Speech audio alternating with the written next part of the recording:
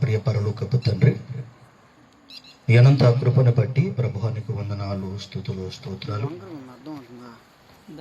ఇంతదనుక పాటల ద్వారా, స్తుతి ఆరాధన ద్వారా మీ నామానికి మీరు మహిమను తెచ్చుకున్నారు.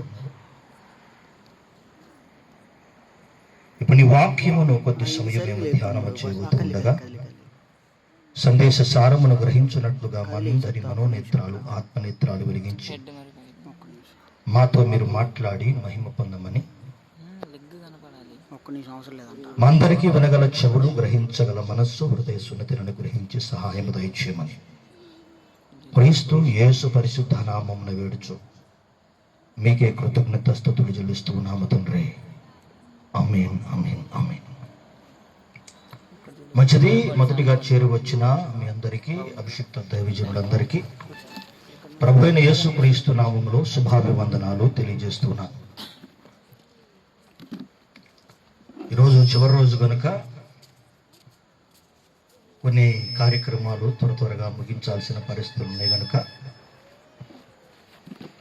నేను ఈ 3 రోజులు చెప్పినట్లుగా మీకు బైబిల్లో రెఫరెన్స్లు కూడా నేను చెప్పదలుచుకోలేదు, అంటే మీ చేత చదివించదలుచుకోలేదు. నేనే కొన్ని జ్ఞాపకం చేస్తాను, మీకు తెలిసిన వాక్యాలు నేను జ్ఞాపకం చేస్తాను. ఒక చిన్న సాక్ష్యాన్ని కూడా చెప్తాను. నా సాక్ష్యము చిన్న, ఏదైనా ఒక 20 minutes 25 minutesలో నేను ఈ కార్యక్రమం అంతా పూర్తి చేయాలి కనుక ఒక 1/2 hour లోపు ఒక చిన్న సాక్ష్యము. యేసుక్రీస్తు పలికిన 3 ముక్కల్లో నా సాక్ష్యం చెప్తాను. యేసుక్రీస్తు మాట్లాడిన ఒక 4 ముక్కలు చెప్తాను. మొత్తం 7 ముక్కలు చెప్తాను, సంపూర్ణమైపోతాయి. దేవుని నామానికి స్తోత్రం కలుగును గాక. సాక్ష్యము అనగానే పౌలు తన సాక్ష్యాన్ని చెప్పుకున్నాడు. చాలామంది సాక్ష్యం అనగానే ఒక 2 గంటలు 3 గంటలు నాన్ స్టాప్ చెప్తారు. పౌలు కూడా సాక్ష్యం చెప్పాడు. 3 ముక్కలు చెప్పేశాడు తన సాక్ష్యం. పూర్వము నేను హింసకుడను, దూషకుడను, హానికరుడను, అయిపోయింది. 3 ముక్కల్లో సాక్ష్యం చెప్పేశాడు.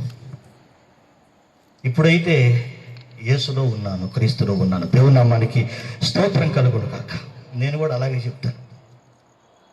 పౌలు చెప్పాలంటే సాక్ష్యం, పెద్ద సాక్ష్యం చెప్పేవాడు. ఎందుకంటే బహుగా హింసించాడుగా సంఘాన్ని. చాలా సాక్ష్యం చెప్పాలి, అసలు వివరించి చెప్పాలంటే పెద్ద సాక్ష్యం అయిపోయింది పౌలుది.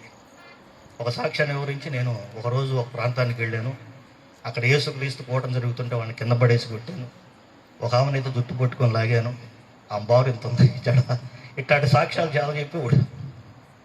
నేను ఎందుకు ఈ మాటలు చెప్తున్నానంటే, సాక్ష్యం అనేది నేర్చుకోవాలి. మీరు కూడా ఎవరైతే సాక్ష్యం చెప్పాలంటున్నారో వాళ్ళు సాక్ష్యము చాలా షార్ట్గా చెప్పటం అనేది నేర్చుకోవాలి.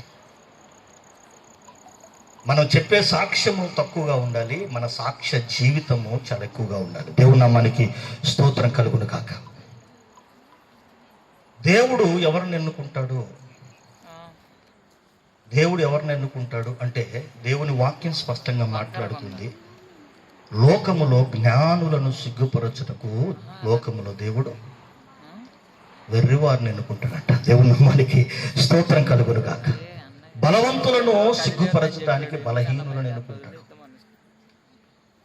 యేసుక్రీస్తు యొక్క చిత్తము, దేవుని యొక్క చిత్తం అదే. బలహీనులైన వారిని ఎన్నుకుంటాడు, బలహీనతలో ఉన్న వారిని ఎన్నుకుంటాడు. ఎందుకంటే దానికి ఒక కారణం ఉంది. జ్ఞానులను సిగ్గుపరచుటకు లోకములో వెర్రివారిని ఎన్నుకుంటాడు. నేను దినాన ఒక వాక్యం చెప్పాను, ఈ విషయంలో మేము జ్ఞానులము అని, మేము ప్రవీణులమని కొంతమంది విశ్వాసము నుంచి తొలగిపోయారు అని నిన్న దినాన ఒక వాక్యాన్ని మనం జ్ఞాపకం చేసుకున్నాం పరిశుద్ధాత్మ ప్రేరణ వలన. పూర్వము నేను కూడా ఈ లోక సంబంధమైన ఆశలతో, దురాశలతో జీవిస్తున్న పరిస్థితుల్లో ఆ పరమ ప్రభువు నన్ను దర్శించి నాకు రక్షణను దయచేశాడు. దేవుని నామానికి స్తోత్రం కలుగును గాక. ఈ లోక సంబంధమైన వ్యసనాలు, బానిసత్వంలో కృంగిపోతున్న పరిస్థితుల్లో ప్రభు దాని గురించి వివరించాల్సిన పని లేదని అందుకే 3 ముక్కలు చెప్పేస్తున్నాను. పౌలు చెప్పినట్లుగా నేను కూడా పూర్వం అటువంటి పరిస్థితిలో ఉన్న స్థితిలో దేవుడు తన కృప చొప్పున, కేవలం తన కృప చొప్పున నన్ను దర్శించి తన రక్షణ భాగ్యాన్ని నాకు అనుగ్రహించాడు. దేవుని నామానికి స్తోత్రం కలుగును గాక. వాక్యం అదే, వెనక మీకున్న ఆ వాక్యం అదే. ఎవరైతే యవనస్తులైన వారు ఉన్నారో వ్యసనాల బారిన పడిపోయి భయంకరమైన స్థితిలో, ఇక నేను ఈ యొక్క వ్యసన జీవితంలో నుండి నేను బయటికి రాలేను, ఇటువంటి స్థితిలో నుంచి నేను ఇంకా బయటకు రాలేను అని ఎవరైతే అనుకుంటున్నారో, యవనస్తులైన వారు ఎక్కువగా ఈ స్థితిలో ఉంటారు. మీరు నిజముగా ప్రార్థన చేయండి. ఈ రాత్రే ప్రభు మిమ్మల్ని దర్శిస్తాడు. నీ రక్షణ, ఆయన యొక్క రక్షణ భాగ్యాన్ని మీకు అనుగ్రహిస్తాడు. దేవుని నామానికి స్తోత్రం కలుగును గాక. ఖచ్చితంగా అనుగ్రహిస్తాడు ఆయన. నాకు అనుగ్రహించాడు. ఏ బానిసత్వం అయితే నేను ఏ యొక్క ఆ స్థితిలో అయితే నేను ఉన్నానో, ఒక్కసారిగా నేను ఆ స్థితిలో నుంచి బయటకు రాగలిగానంటే కేవలం దేవుని కృప. మనం అనుకుంటాం, డాక్టర్లు కూడా చెప్తారు తెలుసా, ఏదైనా అలవాటు ఉందనుకోండి, ఫర్ సపోజ్ మామూలుగా అనుకోండి, ఒక ముందు అలవాటు ఉందనుకోండి, త్రాగుడు అలవాటు ఉందనుకోండి, నువ్వు ఒక్కసారిగా మానేయకూడదు, చిన్న చిన్నగా మానేయాలి, చిన్న చిన్నగా మానేయాలి, ఏం అవసరం లేదు. నువ్వు నిజముగా మారాలి, నిజముగా మానేయాలి, ప్రభువు సన్నిధికి రావాలనుకో, నువ్వు ప్రార్థన చేస్తే నువ్వు ఒక్కసారిగా దేవుడు బయటకు తెచ్చేస్తాడు. నీ ఆరోగ్యము బాగు చేస్తాడు, నీ ఆత్మ సంబంధమైన స్థితిని బాగు చేస్తాడు, నీ శరీర సంబంధమైన స్థితిని కూడా బాగు చేస్తాడు. దేవుని నామానికి స్తోత్రం కలుగును కాక. నేనెందుకు ఈ మాటలు మీ ముందుకు తెచ్చుతున్నానంటే, మన దేవుడు ఎందుకు సృజించాడో మనకు అర్థం కావాలి. నిన్నటి దినాన ఈ విషయాన్ని మనం ప్రస్తావించుకున్నాం. పరిశుద్ధాత్మ ప్రేరణ వలన దేవుడు మన ఎందుకు ఈ శరీరాన్ని ఎందుకు ఇచ్చాడు, ఈ జీవాన్ని ఎందుకు ఇచ్చాడు అంటే ఒక్కటే దానికి కారణం, ఈ శరీరముతో, ఈ జీవముతో ఆయన మహిమపరచడానికి. దేవుని నామానికి స్తోత్రం కలుగును గాక. ఆయనను మహిమపరచడానికి మనం ఉన్నాం. ముందుగా ఆయన సిద్ధపరిచిన సత్క్రియలు చేయటానికే మనం ఉన్నాం. దేవుడు అందుకనే మనల్ని సృష్టించాడు. నూతన సృష్టిగా ఒక వ్యక్తిని ఎందుకు దేవుడు నూతన సృష్టిగా సృష్టిస్తాడు అంటే, నూతన సృష్టిగా ఎందుకు మారుస్తాడు అంటే, తన నామానికి మహిమను తెచ్చుకోవటానికి. ఇక బ్రతికేది మీరు కాదు. పౌలు అన్నాడు, బ్రతుకువాడును నేను కాదు, క్రీస్తే నా యందు బ్రతుకుచున్నాడు. హల్లెలూయా. బ్రతుకువాడును నేను కాదు, ఇక క్రీస్తే నా యందు బ్రతుకుతున్నాడు. నా ప్రాచీన పురుషుడు చనిపోయాడు, ఇప్పుడు నవీన పురుషుడు జీవిస్తూ ఉన్నాడు. దేవుని నామానికి స్తోత్రం కలుగును కాక. ప్రాచీన పురుషుడు అనే ఒక వ్యక్తి ఉన్నాడండి. ప్రతి వారిలో ఉంటాడు. స్త్రీలో కూడా ప్రాచీన పురుషుడే. స్త్రీలో ప్రాచీన స్త్రీ అని లేదు. స్త్రీలో కానీ పురుషుల్లో కానీ అంతరంగ పురుషుడు అన్నారు వాళ్ళని. స్త్రీలో కూడా అంతరంగ పురుషుడే. ప్రాచీన పురుషుడు చనిపోయి నవీన పురుషుడు జీవించుట, ఇదే క్రైస్తవ్యం. దేవుని నామానికి స్తోత్రం కలుగును గాక. ప్రాచీన పురుషుడు చనిపోవుట, ప్రాచీన పురుషుడు చనిపోయి నవీన పురుషుడు జీవించుట, ఇది క్రైస్తవ జీవితం అంటే అదే. మన ప్రాచీన పురుషుడు క్రీస్తుతో కూడా సిలువ వేయబడినని మనము ఎరగాలి. హల్లెలూయా. సిలువ వేయబడినని ఎరగాలి. మన ప్రాచీన పురుషుడు క్రీస్తుతో పాటు సిలువ వేయబడాలి కాదు, సిలువ వేయబడ్డాము అని ఎరగాలి. అదే చెప్తుంది దేవుని వాక్యం. రోమపత్రికలో చూడదురండి, నేను రోమపత్రికలో అదే వాక్యం చెప్తుంది. మన ప్రాచీన పురుషుడు క్రీస్తుతో పాటు సిలువ వేయబడెను అని ఎరుగుట. సిలువలోనే అంత ఉంది. సరే, మంచిది. విశ్వాసులమైన మనము, నమ్మి బాప్తిస్మము పొందిన మనము, నమ్మి బాప్తిస్మం పొందిన వారే రక్షించబడతారు. మిగిలిన వారెవ్వరూ రక్షణ లేదు. వారు ఎన్ని సంవత్సరాలు వాళ్ళు చర్చికి వెళ్ళినా, ఎన్ని కోటాలకు వెళ్ళినా, ఎన్ని కానుకలు ఇచ్చినా, ఎన్ని పాటలు పాడినా, ఎంత స్తుతి ఆరాధన చేసినా, నమ్మి బాప్తిస్మం పొందకుండా ఏ వ్యక్తి పరలోకానికి పోడు. ఎందుకంటే యేసయ్య చెప్పాడు, నమ్మి బాప్తిస్మము పొందువాడు రక్షించబడును. హల్లెలూయా. కంతే, వేరే మార్గం లేదు. ఎవరికైనా ఇదే మార్గం. నమ్మి బాప్తీసం పొందకుండా ఏ వ్యక్తి కూడా రక్షణ పొందలేదు.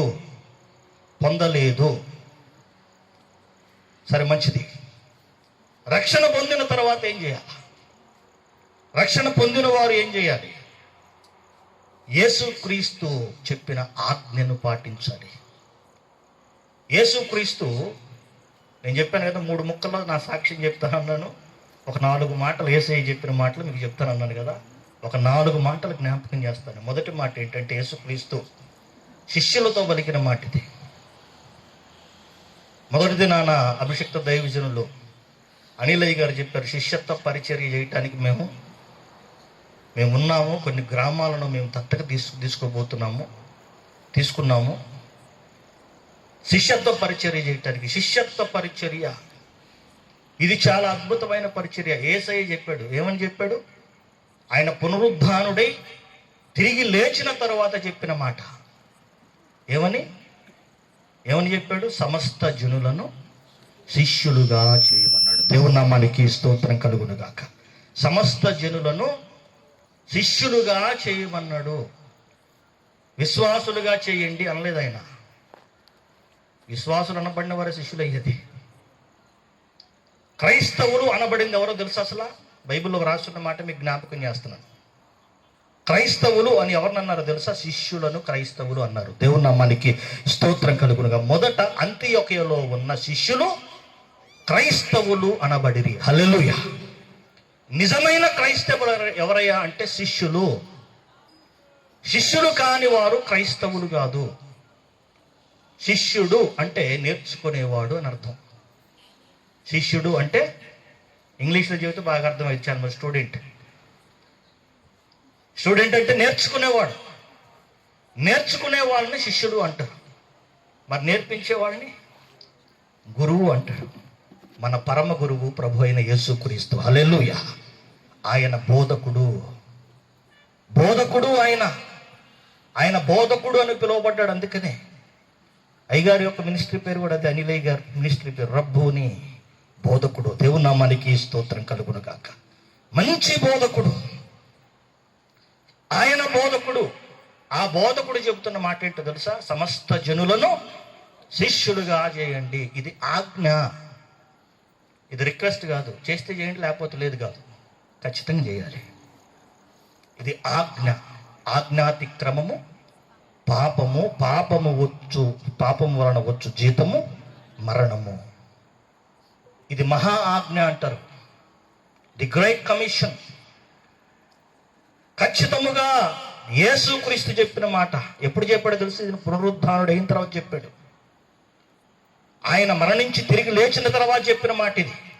మహా ఆజ్ఞ. సమస్త జనులను శిష్యుడుగా చేయండి. తండ్రి యొక్కయు కుమారుని యొక్కయు పరిశుద్ధ ఆత్మ యొక్కయు నామములో బాప్తిస్మం ఇవ్వండి. సర్వ సృష్టికి సువార్తను ప్రకటించండి. సకల జనులను శిష్యులుగా చేయండి. అందులో ప్రతి ఒక్క వ్యక్తి పాలు పంపుడు పొందాలి. దేవుని నామానికి స్తోత్రం కలుగును కాక. ప్రతి ఒక్క వ్యక్తి కూడా పాలు పంపుడు పొందాలి అందులో. ఆ పరిచర్యలో, శిష్యత్వ పరిచర్య. సంఘాలు ఎందుకున్నాయో తెలుసా? అసలు ప్రతి స్థానిక సంఘం ఎందుకుందో తెలుసా? శిష్యులను తయారు చేయటానికే ఉంది. ఈ విషయం గమనించాలి. ఈ విషయంలో ఖచ్చితంగా ప్రతి స్థానిక సంఘ కాపరిని దేవుడు లెక్కడుగుతాడు. ప్రతి స్థానిక సంఘ కాపరిని విషయం లెక్కడుగుతాడు. ఎవరో తెలుసా? ప్రధాన కాపరి లెక్కడుగుతాడు. ఉందా? బైబిల్లో ఉంది. హెబ్రీలకు రాసిన పత్రికలో చూడొద్దు. నేను మీకు తెలిసిన రెఫరెన్స్ చెప్తాను. చివరి అధ్యాయంలో ఉంటుంది. మీ పైన నాయకులుగా ఉన్నవారు లెక్క అప్పజెప్పవలసిన వారే మీ ఆత్మలను కాయుచున్నారు. ఆత్మలను కాయువారిని కాపరి అంటారు. ఈ కాపరికి ఒక హెడ్ ఉన్నాడు. ఆయన ప్రధాన కాపరి. ఆయన ప్రభు అయిన యేసుక్రీస్తు. హల్లెలూయా. ఆయన రేపు లెక్కడుగుతాడు వచ్చి, నువ్వు ఎంతమందిని శిష్యులుగా చేశావు? నిజముగా శిష్యులుగా ఎంతమందిని చేశావు? నిజముగా అనే మాట నేను ఎందుకు వాడుతున్నానంటే, యేసుక్రీస్తు అన్నాడు, మీరు నా మాట వింటే నిజముగా మీరు శిష్యులై ఉంటారు, సత్యము మిమ్మల్ని స్వతంత్రుడుగా చేయును అన్నాడు. దేవుని నామానికి స్తోత్రం. నిజముగా శిష్యులు అన్నాడు అంటే అబద్ధంగా కూడా శిష్యులు ఉంటారు. అంత డూప్లికేట్ ఉంది తెలుసా. క్రైస్తవ్యము అని అనుకుంటున్నంతా ఒరిజినల్ ఉంది, దాని పక్కన డూప్లికేట్ ఉంది. అపోస్తలులు ఉన్నారు, పక్కనే దొంగ అపోస్తలులు ఉన్నారు. ప్రవక్తలు ఉన్నారు, పక్కనే అబద్ధ ప్రవక్తలు ఉన్నారు. అంత డూప్లికేట్ ఉంది. క్రీస్తు ఉన్నాడు, పక్కనే వేరొక యేసు ఉన్నాడు. బైబిల్లో ఉన్నమాట నేను చెప్తున్నా. కొరింథీయులకు రాసిన 2వ పత్రికలో ఉంటుంది, వేరొక యేసు, వేరొక యేసు, వేరొక యేసు, వేరొక ఆత్మ, వేరొక సువార్త. వీటన్నిటిని ఎవరు గ్రహిస్తారు? ఏది ఒరిజినల్ ఏది డూప్లికేట్ అని ఎవరు గ్రహిస్తారంటే నిజమైన శిష్యుడు మాత్రమే గ్రహిస్తాడు. దేవుని నామానికి స్తోత్రం కలుగును గాక. నిజమైన శిష్యుడు మాత్రమే. అందుకనే యేసయ్య ఆ మాట అన్నాడు, సమస్త జనులను శిష్యుడుగా చేయండి అన్నాడు ఆయన. శిష్యుడుగా చేయండి అంటే నేర్చుకునే వారిగా చేయండి. ఏమి నేర్చుకోవాలి? సత్యమును నేర్చుకోవాలి. దేవుడు చెప్పే ఆ వాక్య సారాంశ సత్యం ఏమిటో నేర్చుకోవాలి. శిష్యుడు అంటే ఏంటో తెలుసా? ఒక మాట అయిపోయింది. యేసయ్య చెప్పిన ఒక 4 ముక్కలు చెప్తానన్నాను కదా, ఒక ముక్క అయిపోయింది. ఇంకొకటి ఏంటో తెలుసా?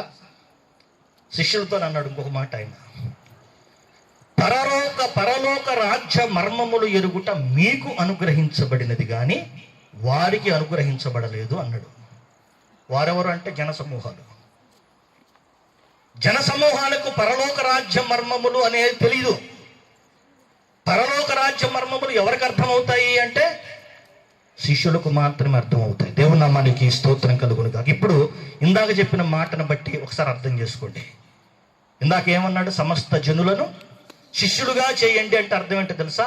పరలోక రాజ్య మర్మములు ఎరిగే వారిగా వారిని తయారు చేయండి. దేవుని నామానికి స్తోత్రం కలుగును గాక. పరలోక రాజ్య మర్మములు ఎరుగునట్లుగా వారిని మీరు తయారు చేయాలి. ప్రత్యక్షత కలిగిన వారిగా తయారు చేయాలి. ప్రత్యక్షత కలిగిన జనులుగా వారిని ఉండేటట్లుగా తయారు చేయాలి. పరలోక రాజ్య మర్మములు మీకు అనుగ్రహించబడిని అన్నాడు. ఎవరికంటే శిష్యులకి. అందుకని శిష్యులకే అన్నారు. శిష్యులు అడిగారు యేసుక్రీస్తుని, అయ్యా మాతోనేమో తేటగా మాట్లాడుతున్నావు, వాడితోనేమో స్టోరీలు చెప్తున్నావు, కథలు చెప్తున్నావు, ఏంటయ్యా అంటే పరలోక రాజ్య మర్మములు ఎరుగుట మీకు అనుగ్రహించబడి ఉన్నది. ఆ తరువాత ఇంకొక మాట అన్నాడు యేసుక్రీస్తు. 3వ మాట చెప్తున్నా, శిష్యుడు తన బోధకునిలా ఉండిన చాలును అన్నాడు. దేవుని నామానికి స్తోత్రం కలుగును కాక. మత్తయి సువార్తలో ఆయన అన్న మాటలే చెప్తున్నా, నా సొంత మాటలు ఏం లేవు. యేసుక్రీస్తు ఏమన్నాడంటే శిష్యుడు బోధకునిలా ఉండిన చాలును అన్నాడు. పూర్తి వచనం ఏంటంటే శిష్యుడు బోధకునిలా, దాసుడు యజమానులా ఉండిన చాలును. అది పూర్తి వాక్యం. నేను ఆ దాసుడు యజమానుడు అనేది ఇప్పుడు మనకు అవసరం లేదు కాబట్టి, మన ప్రస్తుత టాపిక్ కాదు కాబట్టి నేను శిష్యుడు బోధకుడిని గురించి మాట్లాడుతున్నాను. శిష్యుడు బోధకుడిలాగా ఉండాలంట. అంటే అర్థం ఏంటి? శిష్యుడు బోధకుడిలాగా ఉండాలంటే ఇప్పుడు నేర్చుకునే స్టూడెంట్స్ ఉన్నారు. ఇప్పుడు ఇది కాలేజ్ ఉందిగా, RVR చేసి కాలేజ్ ఉందిగా, అక్కడ స్టూడెంట్స్ ఉన్నారు. బోధకుడిలాగా ఉండాలంటే లెక్చరర్స్ లాగా వెళ్ళి సీట్లో కూర్చోవాలా? లెక్చర్ సీట్లో కూర్చోవాలా? మరి ఎందుకన్నాడు యేసుక్రీస్తు ఆ మాట? శిష్యుడు బోధకునిలా ఉంటే చాలు అన్నాడు. ఇంకంతకంటే అవసరం లేదు అన్నాడు. శిష్యుడు బోధకుడిలా ఉండాలంట. అంటే బోధకుడు ఎవరో తెలుసా? నిజమైన బోధకుడు ప్రభు అయిన యేసుక్రీస్తు. దేవుని నామానికి స్తోత్రం కలుగును గాక. ఆయన నా దగ్గర నేర్చుకోండి అన్నాడు. నేను దీనుడను, సాత్వికుడను, దీన మనస్సు గలవాడను కనుక మీ మీద నా కాడి ఎత్తుకొని నా దగ్గర నేర్చుకోండి. దేవుని నామానికి స్తోత్రం కలుగును గాక. నేర్చుకోండి. నేర్చుకునే వారనే స్టూడెంట్స్ అంటారు. ఇప్పుడు శిష్యులు అంటారు. అందుకనే ఆయన చెప్పాడు, నా దగ్గర నేర్చుకోండి అంటే సమస్త జనులను శిష్యులుగా చేయండి అంటే యేసయ్యకు శిష్యులుగా చేయాలి. శిష్యత్వ పరిచర్య ఇది. బోధకునిలాగా ఉంటే చాలంటే బోధకుడు ఎలా ఉన్నాడు అంటే యేసయ్య ఎలా ఉన్నాడో మనకు అర్థమైతే మనం యేసులాగా ఉండాలి అని మనకు అర్థమవుతుంది. దేవుని నామానికి స్తోత్రం కలుగును గాక. బోధకుడు యేసుక్రీస్తు యేసులాగా ఉండాలి అంటే యేసులాగా ఉండాలంటే అర్థం ఏంటి? కూడా మనం మొన్న పాట పాడుకున్నాం, యేసుని చూడాలని, యేసులాగా ఉండాలని నా ఆశయ్యా. యేసులాగా ఉండటం అంటే ఏంటి? యేసులాగా జుట్టు పెంచుకోవటమా? యేసులాగా ఉండటం అంటే ఏంటి? యేసులాగా జుట్టు పెంచుకోవటం, యేసులాగా అయ్యగారు చెప్పారుగా, విజయ్ చంద్ర ఇట్లా అంటవా? యేసులాగా ఇట్లా అంటవా? యేసులాగా ఉండటం అంటే ఏంటి? యేసులాగా చిన్నగా అమ్మలారా అని పట్టాడా? ఏంటి చెప్పండి యేసులాగా ఉండటం అంటే? యేసయ్య చెప్పాడు అన్నమాట, శిష్యుడు బోధకునిలా ఉంటే చాలు, ఇంకంతకంటే అవసరం లేదన్నాడు. ఆయన బోధకుడయ్యుండి శిష్యుల కాళ్ళు గడిగాడు. దేవుని నామానికి స్తోత్రం కలుగును కాక. హల్లెలూయా. తన్ను తాను తగ్గించుకున్నాడు. ఆయన అన్నాడు తెలుసా, ఒక ఆజ్ఞ కూడా చెప్పాడు వాళ్ళకి, ఇట్లా ఉండాల్సింది అన్నాడు ఆయన. వాళ్ళ శిష్యుడు కాళ్ళు గడికి ఒక మాట అన్నాడు ఆయన. ఏమన్నా అంటే, నేను బోధకుడిని కనుక మీరు నన్ను బోధకుడిగా గౌరవించటం న్యాయం, కానీ ఇప్పుడు నేను మీ కాళ్ళు గడుగుతున్నాను, మీరు కూడా ఇలా చేయాల్సిందే అన్నాడు. దేవుని నామానికి స్తోత్రం కలుగును కాక. మీరు కూడా ఇలా చేయాల్సిందే. తప్పించుకోవడం అంటే అర్థం ఏంటంటే, కాళ్ళు గడిగితే అయిపోదు. చాలామంది సంఘాల్లో బల్ల తీసుకునే ముందు కాళ్ళు గడుగుతారు. మంచిదే, నేనేమి తప్పు పట్టట్లేదు, నన్ను అపార్థం చేసుకోవద్దు, మంచిదే. నిజంగా తగ్గించుకొని కాళ్ళు గడుగుతున్నారు చెప్పండి. కాళ్ళు గడుగుతా దీని కాళ్ళు గడగాల్సి వస్తుందని లోపల అనుకునేవాడు ఉన్నారు. అనవసరంగా పాస్టర్ గారు ఇది పెట్టాడు బాబు, లేనిపోయింది, ఈ పనికి మారింది, అసలు నాకు పడదు, దీని కాళ్ళు నేను గడగాల్సి వస్తుంది. అదే కాళ్ళు నువ్వు నిజంగా కాళ్ళు గడగాల్సిన పని లేదు. నిజముగా హృదయములో నువ్వు తగ్గించుకుంటే చాలు. దేవుని నామానికి స్తోత్రం కలుగును కాక. ఎందుకంటే నీ హృదయ అంతరేంద్రియమును ఆయన చూస్తాడు, నీ హృదయ అంతరంగాన్ని చూస్తాడు. నీ హృదయములో నిజముగా తగ్గింపు ఉందా లేదా ఆయనకు అర్థమైపోద్ది.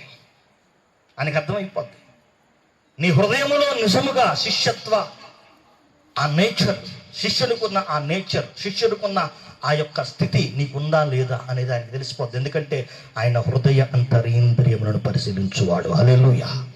హృదయ అంతరంగాన్ని చూస్తాడు ఆయన. పైవేషాన్ని చూడ్డం.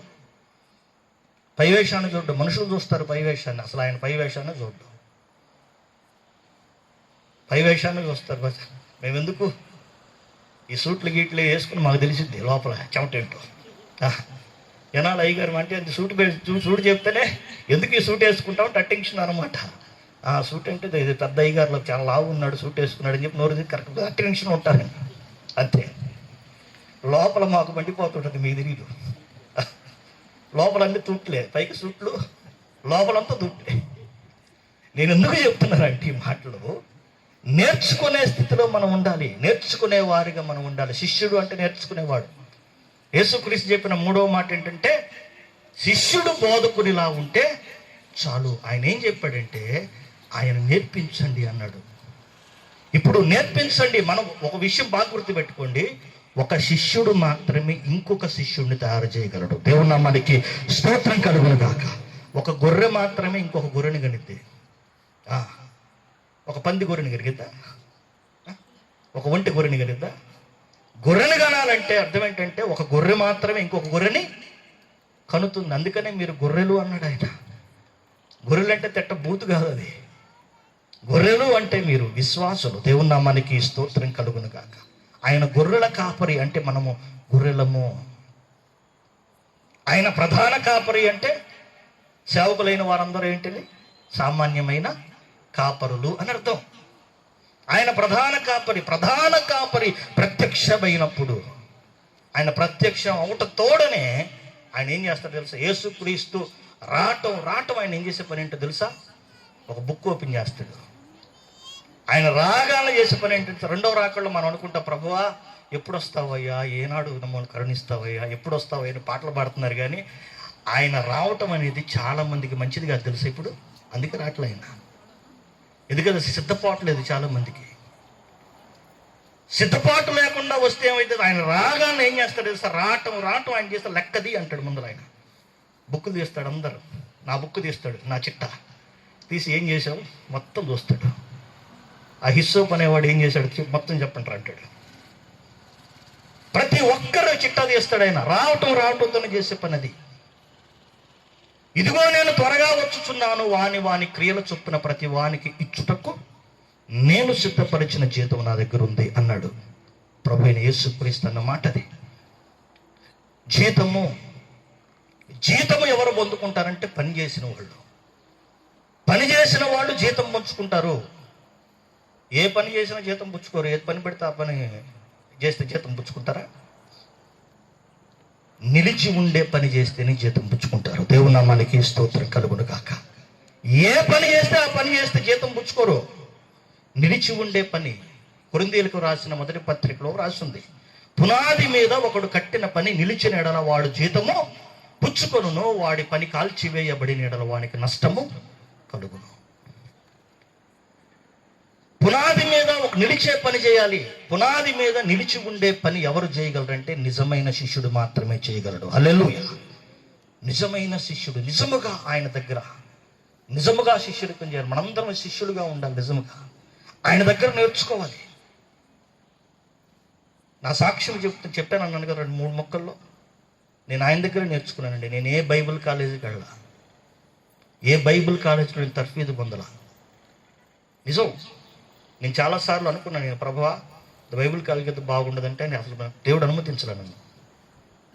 నేనున్నాను కదరా నీకు గురువుగా, ఇంకెందుకు అన్నాడు. దేవుని నామానికి స్తోత్రం కలుగును గాక. ఆయన పాద సన్నిధిలోనే నేర్చుకున్నానండి. దేవుని నామానికి స్తోత్రం కలుగును గాక. ఆయన మాట్లాడాడు.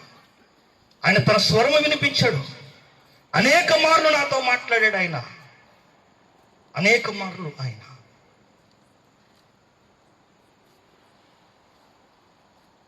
నిన్ను ప్రత్యేకపరిచాను అన్నాడు. తల్లి గర్భమున పడి నిన్ను ప్రత్యేకపరిచాను అన్నాడు. నీవు నాకు యుద్ధాయుధము వంటి వాడవు, గండ్రగొడ్డలు వంటి వాడవు అన్నాడు. దేవుని నామానికి స్తోత్రం కలుగును గాక. హల్లెలూయా. దేవుడు నాతో మాట్లాడిన మాటలు చెప్తున్నది నిజంగా నిజం. వాక్యము ద్వారా దేవుడు నాతో మాట్లాడాడు. అప్పుడు నేను భయపడ్డా. ఏంటి ప్రభువా, నాకేం తెలుసు ప్రభువా, నేనేదో పనికి మాలినోడు లోకానుసారంగా తిరిగి నువ్వేంటి నాతో మాట్లాడుతున్నావు అంటే, లేదు. చాలాసార్లు దేవుడు నాతో మాట్లాడిన మాటలు పెడచెవిని పెట్టాను నేను. దేవుడు నన్ను సేవకు పిలుస్తుంటే నేనేమో వెనక్కి వెళ్తా. మళ్ళీ దేవుడు మాట్లాడుతుంటే మళ్ళీ పాస్టర్లు ఎట్టాడు దైవ సేవకుల దగ్గరికి వెళ్ళి నిజంగా దేవుడు మాట్లాడతాడా అని అడగటం. అందరి దగ్గరికి వెళ్ళి నిజంగా దేవుడు మాట్లాడతాడా అయ్యగారు అని అడుగుతూ ఉంటే చాలామందిని అడిగేవాడిని ఇదే ప్రశ్న. దేవుడు మాట్లాడతాడు ఎట్లాగా, దేవుడు మాట్లాడతాడంటే వాళ్ళు ఏదో చెబుతూ ఉండేవాళ్ళు. నాకేమో సాటిస్ఫై అయ్యేవాడిని కాదు నేను.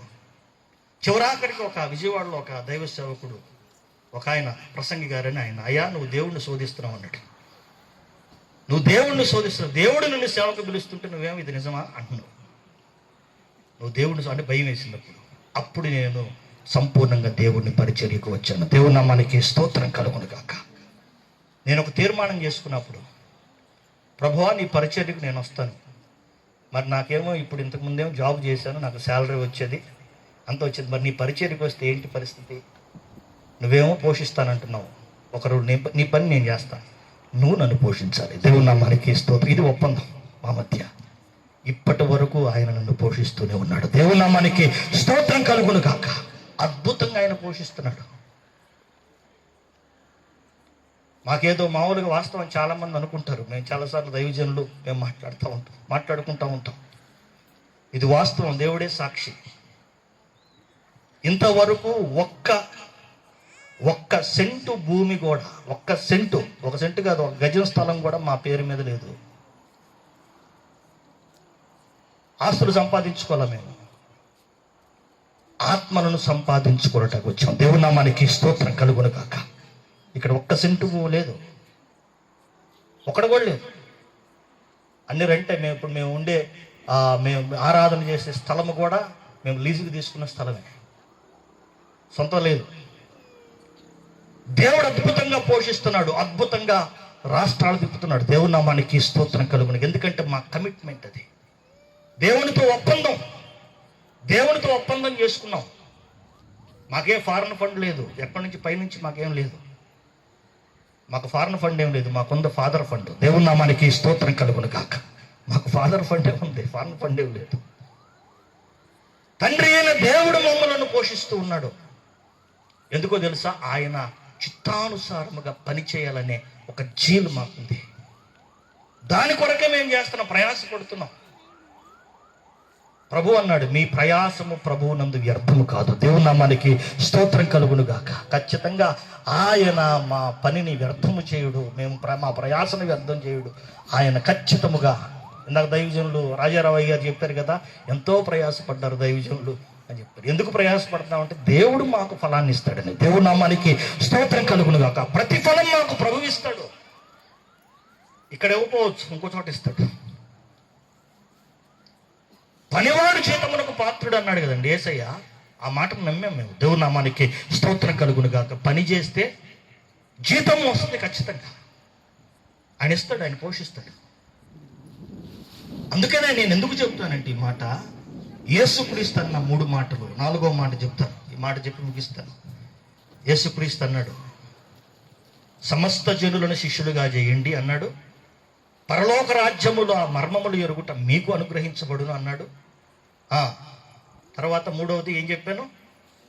శిష్యుడు బోధకునిగా ఉంటే చాలు అన్నాడు. ఇంకొక మాట, చివరి మాట చెప్పి ముగిస్తాను. తన సిలువను ఎత్తుకొని నన్ను వెంబడించని వాడు నాకు శిష్యుడు కాదు అన్నాడు. తన సిలువను ఎత్తుకొని, నా సిలువను అక్కడ ఆయన ఎవరి సిలువ వాడు మొయ్యాల, ఎవరి సిలువ వాడు మొయ్యాలి. నా సిలువ నేను మొయ్యాలి.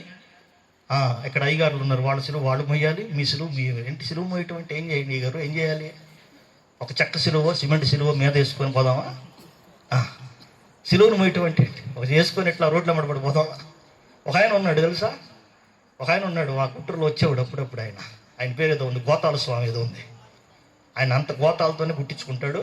ఒక చెక్క సిలువ వేసుకొని రోడ్డు మీద నడుచుకుంటూ వెళ్తుంటాడు ఇట్టగా. ఎందుకంటే సిలువ మోయమన్నాడు అంటున్నాడు, అది సిలువ అనుకుంటున్నాడు. సిలువ మోయటం అంటే ఏంటో తెలుసా? బాగా తెలియాలి, శిష్యులకే తెలిసింది ఈ మాట. తన సిలువను ఎత్తుకొని నన్ను వెంబడించని వాడు నాకు శిష్యుడు కాదు అన్నాడు. అంటే అర్థం ఏంటో తెలుసా? ఎవరు సిలువ వాళ్ళు మొయ్యటం అంటే ఏంటో తెలుసా? ఎవరు బాధ్యతను వారు మొయ్యాలి. దేవుని నామానికి స్తోత్రం కలుగును గాక. ఎవరు చేయవలసిన పని వారు చేయాలా. దేవుడు నీకు వ్యక్తిగతంగా ఒక పరిచయం అప్పచెప్పాడు, నువ్వు ఖచ్చితంగా చేయాలా. అది చిన్నదో పెద్దదో, చిన్నది కానీ పెద్దది కానీ ఒక పరిచయం దేవుడు నీకు అప్పచెప్పాడు, ఒక పని అప్పచెప్పాడు, నువ్వు ఖచ్చితంగా దాన్ని మొయ్యాలి. అబ్బో ఇది చాలా భారంగా ఉందని పక్కన పెడితే చాలా ప్రమాదం తెలుసా, చాలా ప్రమాదం. నేను ఎప్పుడు చెప్తా ఉంటాను ఒక సండే స్కూల్ పాట, ఈ మాట చెప్పి ముగిస్తాను. సండే స్కూల్ ఒక పాట అన్నమాట, సండే స్కూల్ పాట. ఇదిగో యేసుప్రభు చెప్పాడు కదా, తన సిలువను ఎత్తుకుని నన్ను వెంబడించిన వాడు నాకు శిష్యుడు కాదు అన్నాడు కదా. అందరూ ఈ సిలువలు వేసుకొని, ఒక సిలువ వేసుకొని వెళ్తా ఉంటారు నడుచుకుంటా. కొంతమంది వ్యక్తులు, ఒకడు అనుకుంటాడు మనసులో, ఒకడేమనుకుంటాడంటే మనసులో, చాలా ఈ బరువు చాలా భారంగా ఉంది ఈ సిలువ అని చెప్పని పక్కన పెట్టి ఆ ముక్క అటొక ముక్క ఇటొక ముక్క పైన ఒక ముక్క కింద ఒక ముక్క కట్ చేసుకొని కొంచెం తక్కువ చేసుకున్నాడు. మళ్ళీ ముసం మీద వేసుకుని వెళ్తున్నాడు. కొంత దూరం వెళ్ళాడు, వాడికి ఇంకా భారం అనిపించింది. మళ్ళీ కిందకు దించి అటొక ముక్క ఇటొక ముక్క మళ్ళీ కట్ చేసుకొని ఇంకా కొంచెం చిన్నది చేసుకున్నాడు. మళ్ళీ వెళ్తున్నాడు, మళ్ళీ భారం అనిపించింది, మళ్ళీ అలాగే చేశాడు. చివరికి ఇంత ముక్క చేసుకుని అట్ట కొట్టుకొని వెళ్తున్నాడు, చిన్న ముక్క కొట్టుకొని వెళ్తున్నాడు. సరే వెళతా ఉన్నారు అందరూ. మధ్యలో ఒక పెద్ద అగాధం వచ్చింది. కరెక్ట్గా సిలువ మోస్తున్నారు చూసారా, వాళ్ళు ఈ అగాధంలో నుంచి ఇటు నుంచి అట్టేస్తే కరెక్ట్గా అవతల పడింది. వాళ్ళు దాటి వెళ్ళిపోయారు, ఇటు మాత్రం అటు చూస్తున్నాడు కొట్టుకొని. యేసు ప్రభువు నీకు అప్పజెప్పిన భారమును నీవు మొయ్యకపోతే నువ్వు పరలోక రాజ్యమును చేరలేవు. దేవుని నామానికి స్తోత్రం కలుగును గాక. తెలుసా, ఇది సీరియస్ మ్యాటర్. ఇది ఎందుకో తెలుసా? ఆ దాసుడు ఎందుకు తెలుసా నరకపాత్రుడు అయ్యాడు? వెలుపట్టి చీకట్లోనికి తోసేయడం ఎవరినో తెలుసా? ఎవరినన్నాడు? దాసుండే కంది అన్నాడా? వీడు కాళ్ళు చేతులు కట్టి వెలుపటి చీకట్లోనికి తోసివేయండి, అక్కడ ఏడ్పియు పండ్లు కొరకట్టు ఉండును అన్నాడు. ఎవరినన్నాడు? దాసుణ్ణే. అంటే వాడేంటది గిట్టగా సిలువుని తక్కువ చేసినట్టు కొట్టుకున్నాడు అనమాట. దేవుని భారం మోయకుండా, ప్రభు ఇచ్చిన భారమును మోయకుండా ఎవరైతే పని చేస్తారో, భారము లేకుండా ఎవరైతే పని చేస్తారో వాళ్ళు ప్రమాద స్థితిలో ఉన్నారు. జాగ్రత్త. అదొక భ్రమ తెలుసా? వాళ్ళని సరిచేసుకోమని ప్రకటన గ్రంథంలో వ్రాయబడి ఉంది. నీవు దిక్కుమాలిన వాడువును దిగంబరుడు అయి ఉన్నావని ఎరుగక నేను ధనవంతుడను, ధనవృద్ధి చేసుకొనుచున్నాను నువ్వు అనుకొనుచున్నావు. నీ దిశమల సిగ్గు కలగకుండునట్లు నా దగ్గర తెల్లని వస్త్రాలు, నీ కంటికి బాగా చూపు కలుగునట్లుగా నా దగ్గర కాటుక నా దగ్గర కొనమన్నాడు ఆయన. దేవుని నామానికి స్తోత్రం కలుగును. ఇదంతా ఆత్మ సంబంధం. ఏంటయ్యా పాస్టర్ గారు, ఏ కాటుక కొన్నారు? ఐటెక్స్ కాటుక, లేకపోతే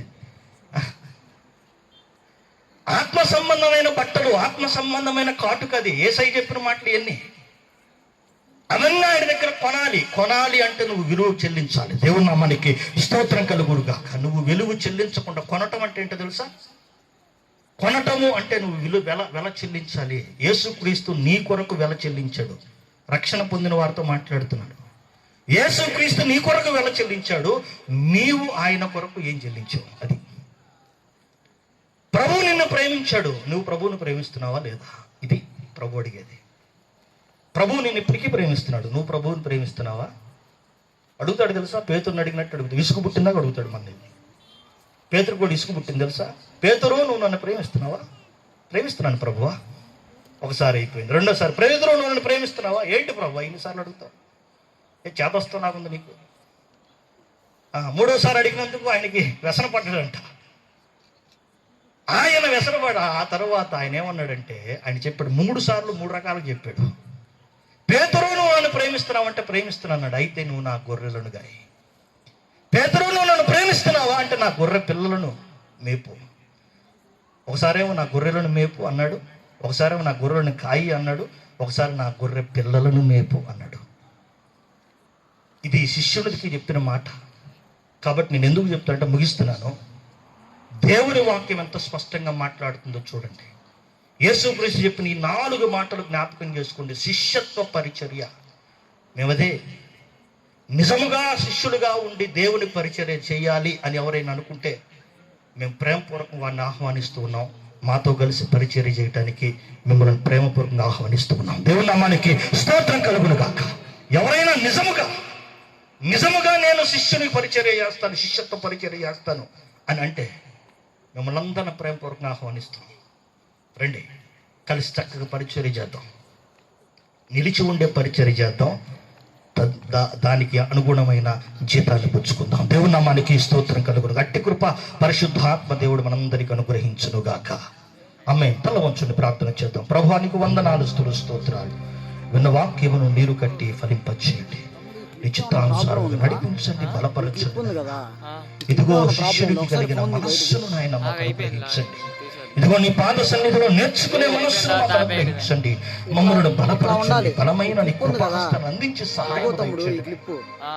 నిజముగా నీకు శిష్యుడైన వారు సత్యమును గ్రహిస్తారు, సత్యము వారిని స్వతంత్రులుగా చేస్తుంది.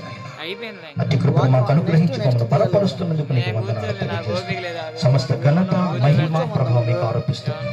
అభిషిక్త దైవజనుడు మాట్లాడబోతూ ఉండగా వారిని అభిషేకాత్మతో నింపి బలపరచమని, మీరే మార్గము, సత్యము, జీవమై నడిపించి బలపరచమని సమస్త ఘనత, మహిమ, ప్రభావం మీకు ఆరోపిస్తూ నజరేయుడైన యేసు నామమున వేడుచు మీకు కృతజ్ఞత స్తుతులు చెల్లిస్తూ ఉన్నాము తండ్రి.